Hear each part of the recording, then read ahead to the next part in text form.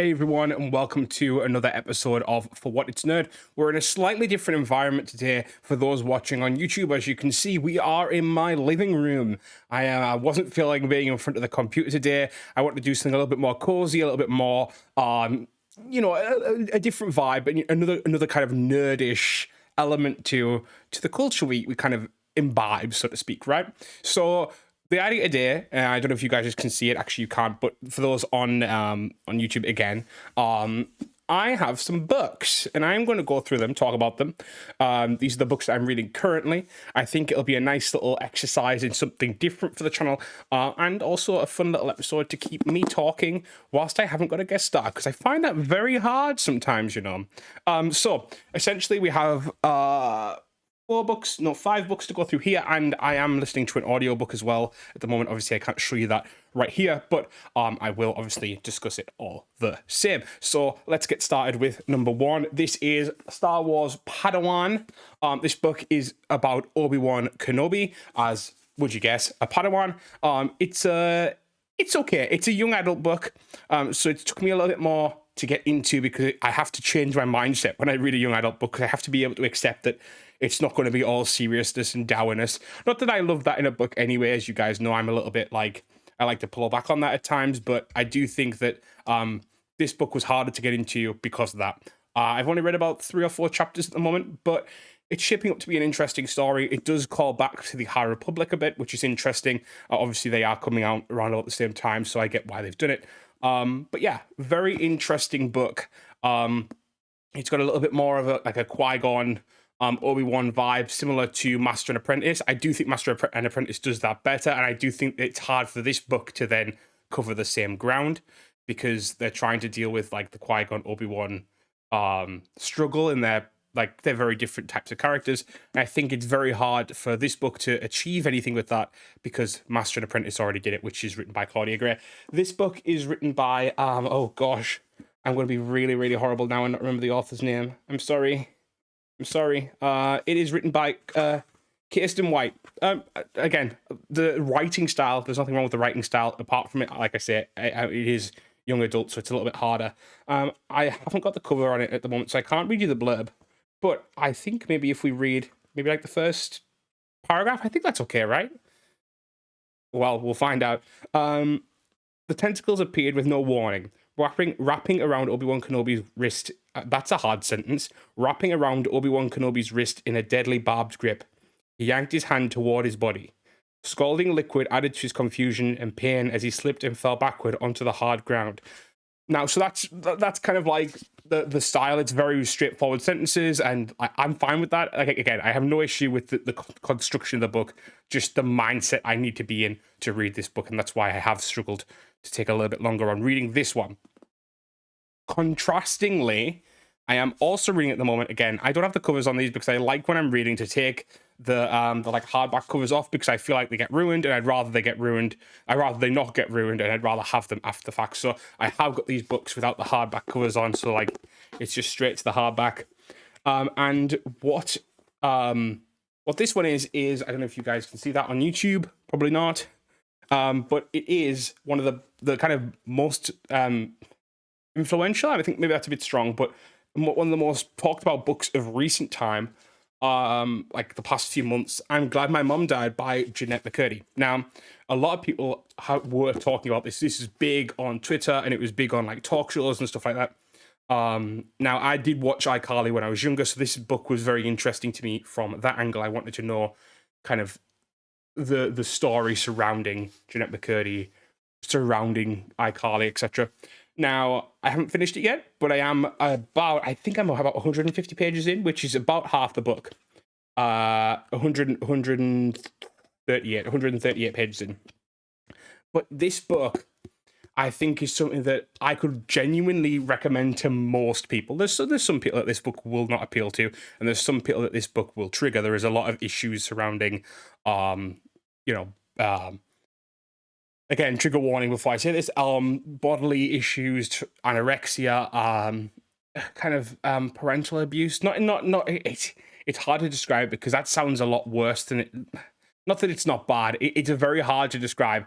Basically, if you've ever felt powerless, in a situation, or if you've ever felt like you're not happy with what you're doing, or you've ever felt that you have to live up to standards that you can't, this book, you feel that in here, right? And so, whilst I can't speak to Jeanette's personal experience, Jeanette McCurdy's personal experience, I can definitely say that I'm getting something out of this, even though it's like so far flung from what I go through, have gone through, will go through type thing. It's a very, I think it's a very influential book. I think it changes the discourse around parenthood and childhood, and I think it's a very good thing. I think this is one of the probably the best selling books. I mean, it was sold out on Amazon when I got to it, so I had to wait for ages to get it. So because I wanted a hardback copy, I think it's one of those books you need in a hardback.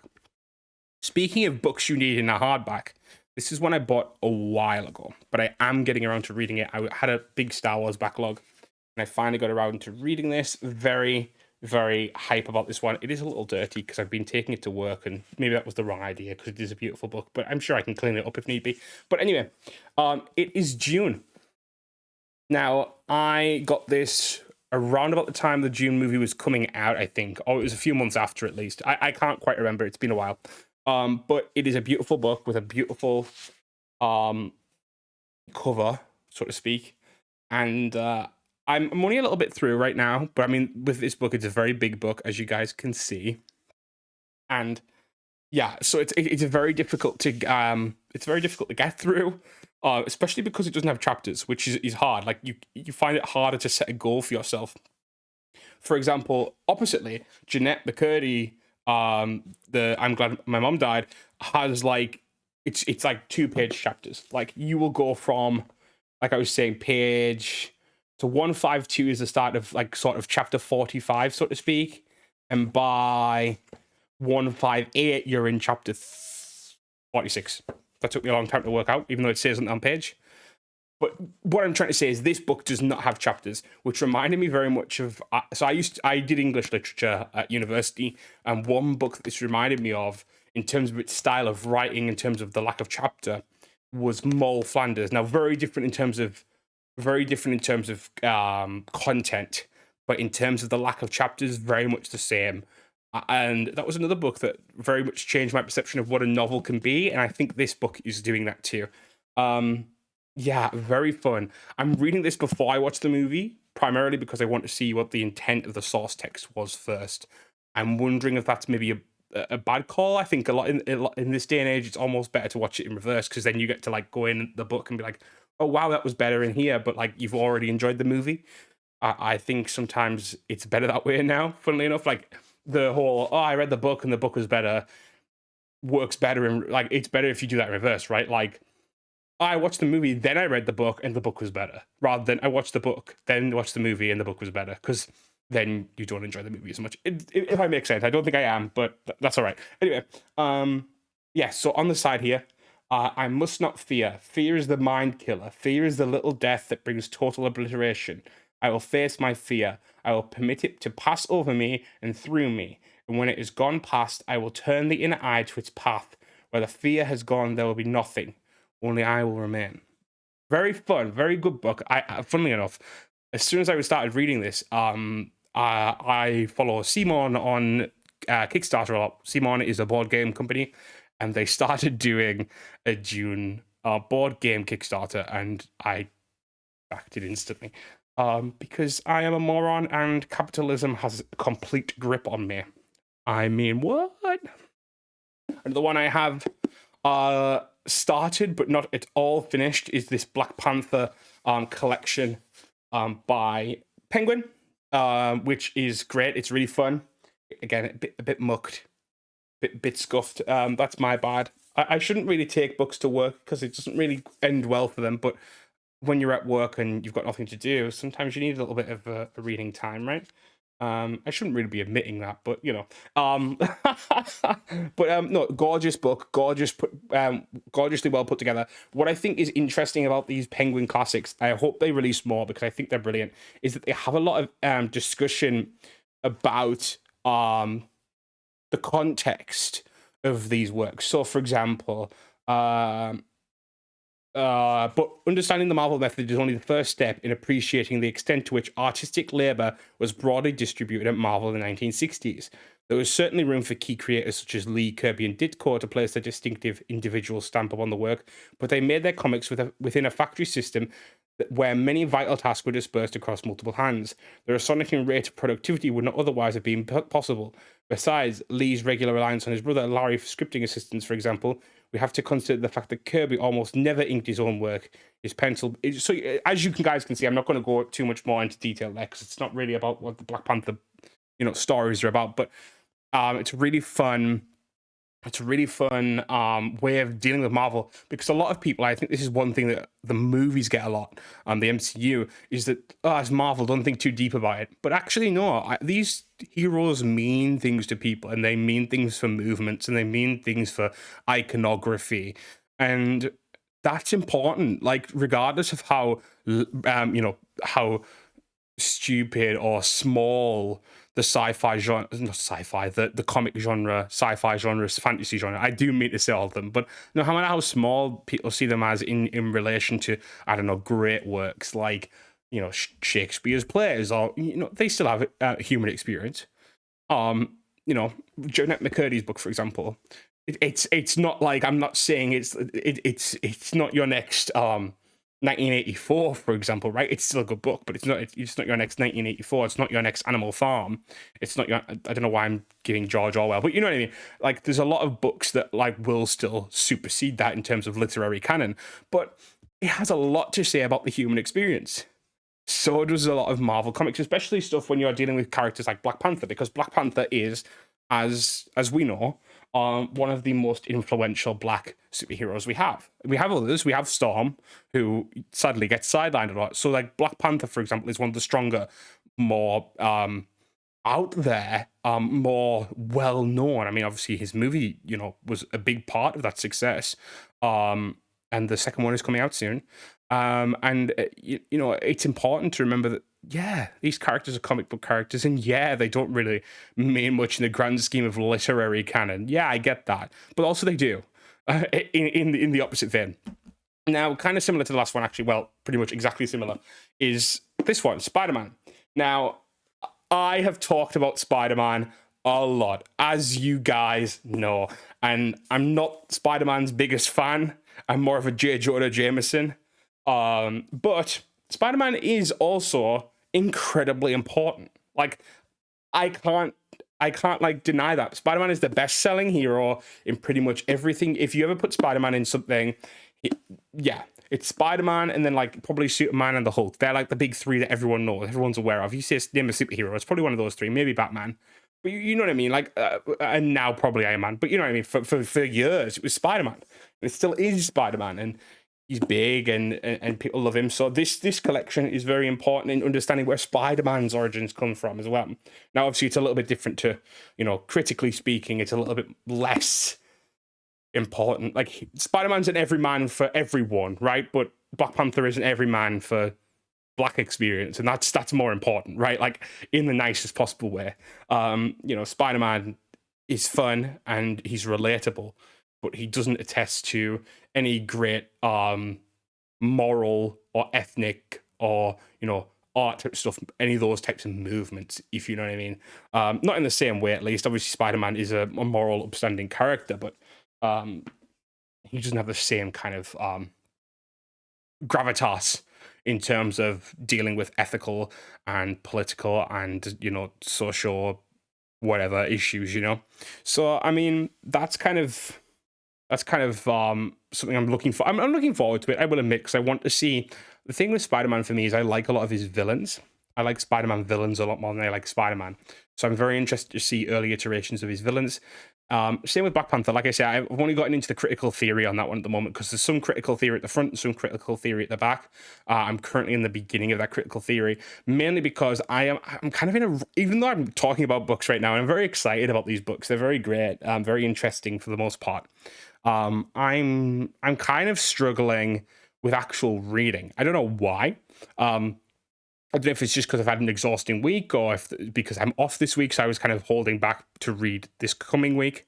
Or I don't know if it's just something else. Sometimes you just don't feel it, right? But no, I'm very much in. I've read more books in the past few months than I've read in possibly the last few years, which is very fun.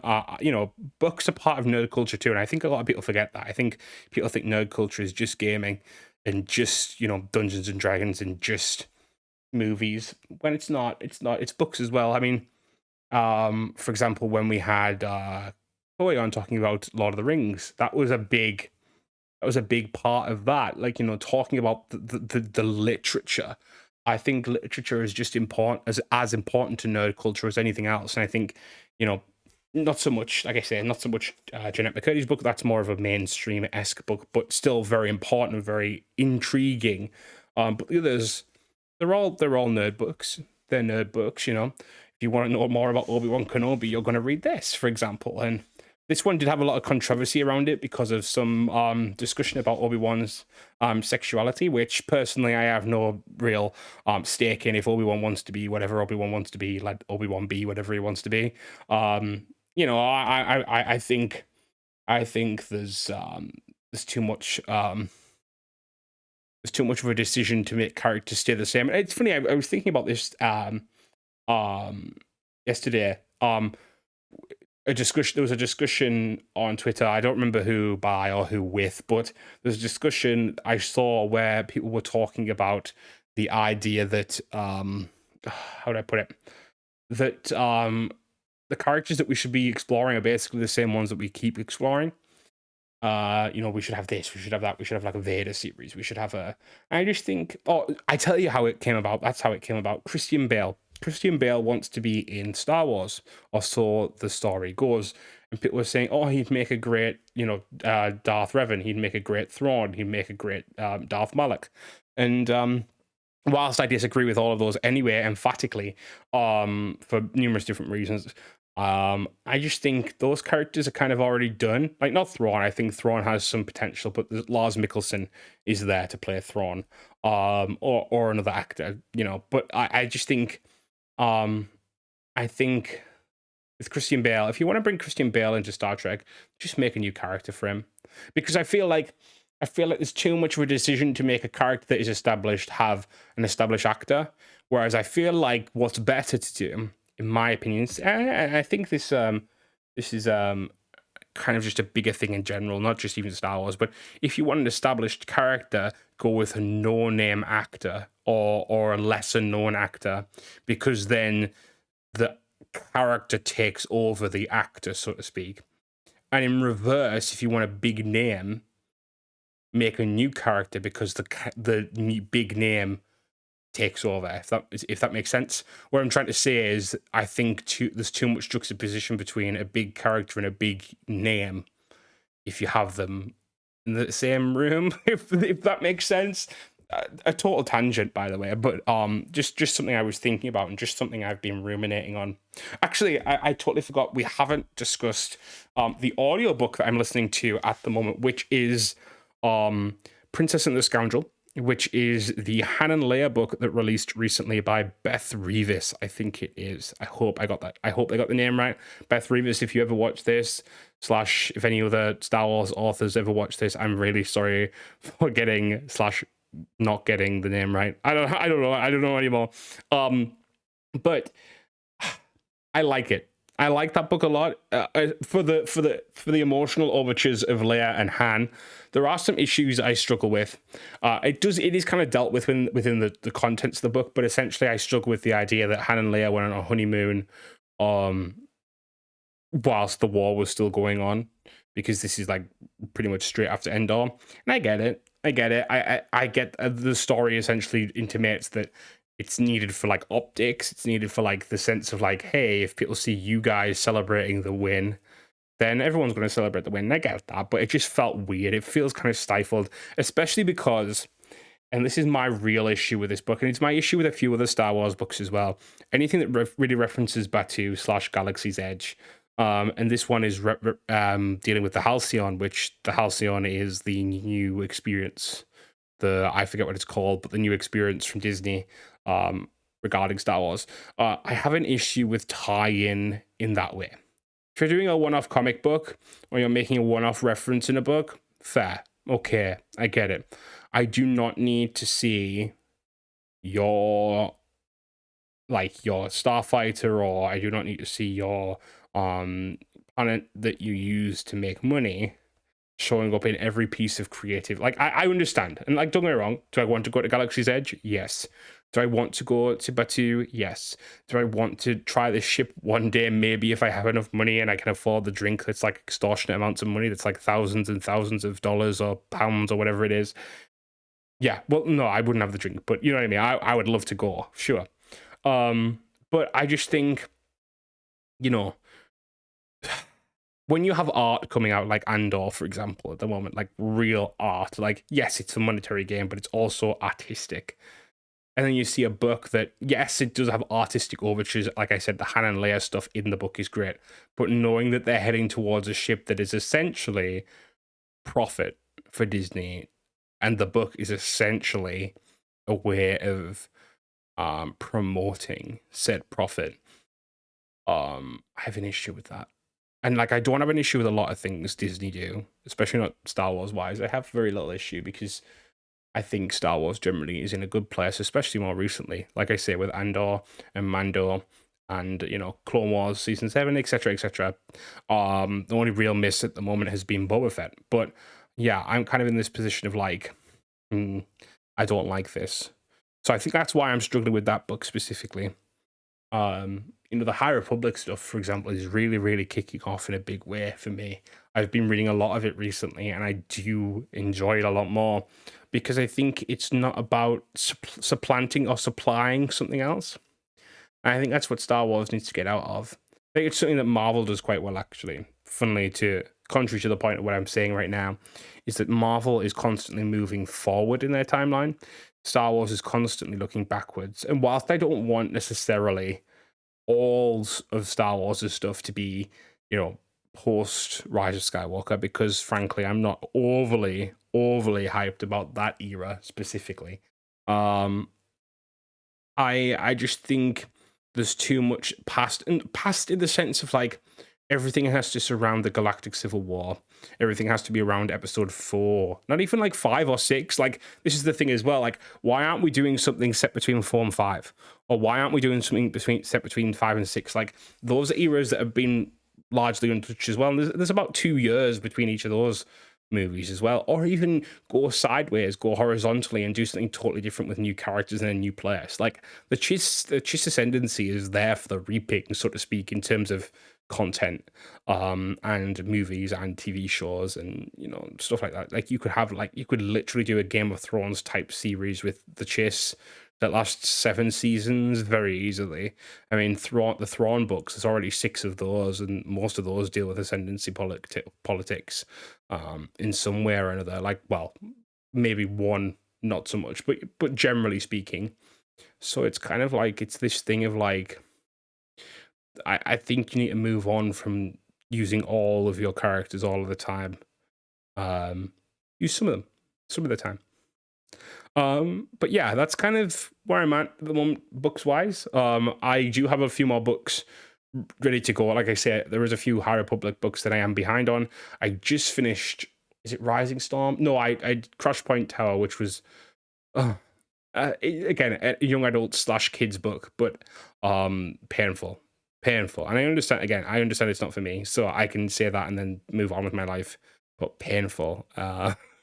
Just I don't even want to talk about it.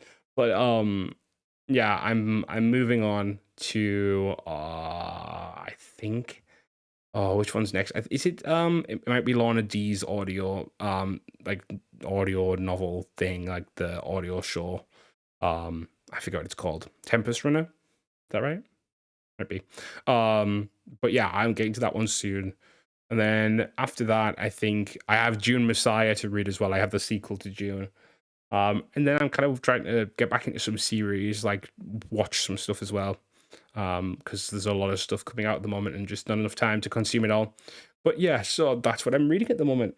If you guys enjoy this kind of content, discussing what I'm reading, maybe even going into depth about like reviews or like giving some ideas about like canon, the best canon books, or some of my favorite non-canon books, or, you know, like Star Wars wise, or even like, you know, hey, you should read this book and then talk about it, like, feel free to tell me in the comments here or in our Discord, or find me on Twitter and shout me out or something like that, like, or DM me or whatever.